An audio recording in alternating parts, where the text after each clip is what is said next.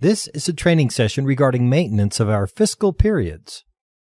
A fiscal period, loosely defined, is a range of dates, a time period we will use to break up our year into different financial statement periods.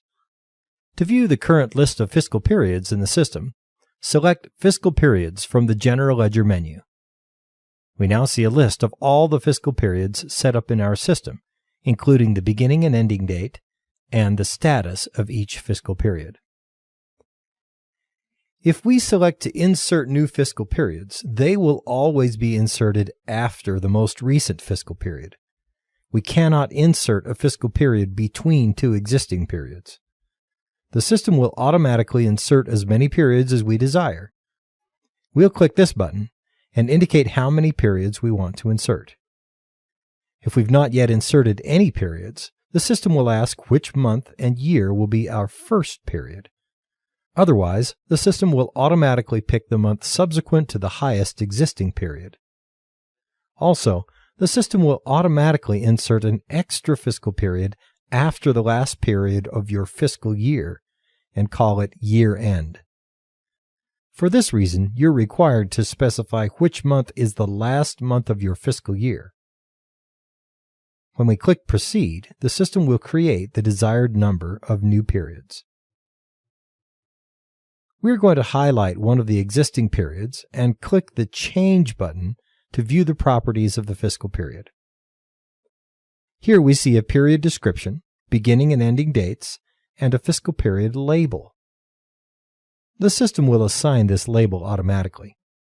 It's usually a short abbreviation of the fiscal period description that will fit comfortably in the printed reports.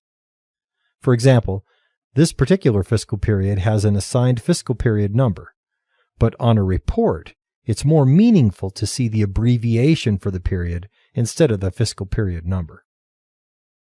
We can indicate whether the fiscal period is open or closed to new transaction. If the fiscal period is closed, the system will not allow any user to post new transactions to the period. If this box is checked, the system will consider this to be a year-end closing fiscal period. If our fiscal year corresponds to the calendar year, we will always have a fiscal period called year-end with the beginning and ending dates both showing December 31st, and this box checked. It's into this period that transactions are posted which will zero out the balances of income statement accounts and move the total or net profit amount to the retained earnings account to prepare for processing transactions in the first fiscal period of the new year. We can now specify which of our fiscal periods will be our current or default fiscal period. To do so, we simply highlight the desired fiscal period and click this button. The green square will now be moved to our desired period. Whenever we attempt to post transactions from any of our modules, the system will automatically default to the current fiscal period.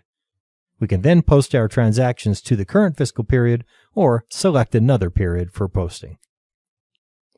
This ends this training session on General Ledger Fiscal Periods.